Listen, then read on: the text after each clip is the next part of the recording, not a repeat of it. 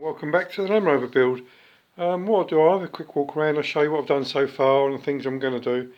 What I decided to do really is just to work on the back of the car, or the Landrover, because obviously at the front there's not a lot of room at the moment, so I thought what I'll do, I'll just work on the back and I'll show you what I've done so far.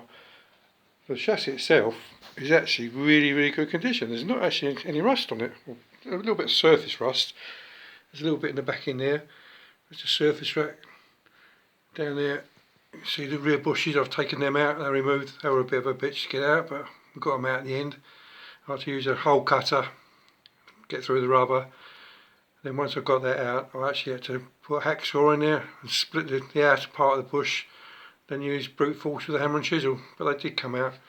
As you can see, the chassis is absolutely fantastic. It's a this is 1955 Series 1. You see even there, that's probably the worst bit, is just bits of surface rust. There's no holes, I've banged it all around everywhere. Everything's really great. The bits I'm going to do on it is this little bit here. I did have a little piece of angle welded in there, which is obviously not the right thing to do. So I've cut that out, and I will put another piece in there, but I'll get a proper piece of angle rather than a bit of bent steel. The back, this piece here, it's obviously had a bit of work done on it, because if you can see, let's get this jacket out of the way, you can see where it's been welded here and here. So this is an aftermarket or a piece that's been made up. So, but it's okay, so nice and strong. I've got to make another one of these for here, but what I should probably do, put it on afterwards. So I'll get all the I don't know what you call this, the back part of the Landrover. Once that's on, I can offer it all up and weld it on. This piece here, I've taken a few measurements. I'm going to actually cut this off, slice it off there, and actually fill the back in to make it look nice. I know the original one isn't, but I'm actually going to box it right in, keep it watertight. And I'm also in here, it's had a little bit of a bash, so I'll straighten that up, and I will put a piece of plate there, fully weld it up, and that'll make it nice and watertight as well. Let's have a quick look. So the axle, I've taken the axle out, obviously, as you can see. The axle has got a lot of play in the pinion wheel and crown wheel.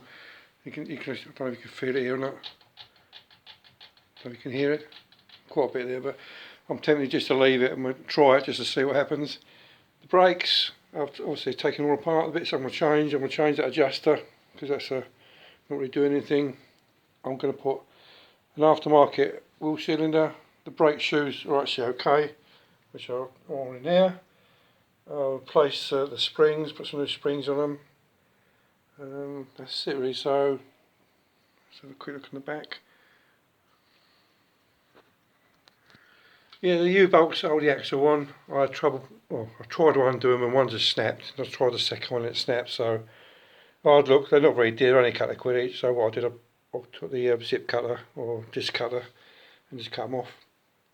The brake drums, they are quite worn actually, so I might be tempted to get some new ones, or if I can get someone to machine them out. So I'll have to think about that one. Yeah, the rear prop shaft, so obviously, as you can see, I've taken it apart, cleaned it, taken the older UJs out.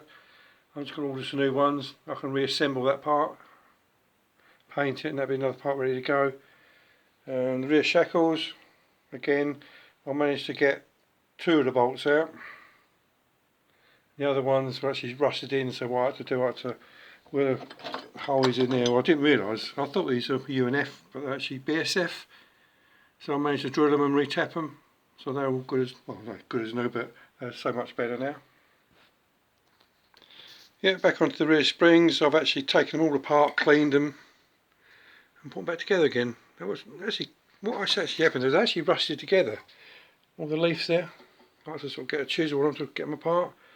So I'm not really sure how good these leaves are going to be. I don't know if it's going to sit properly or what. So, but anyway, they're all cleaned, all ready to go.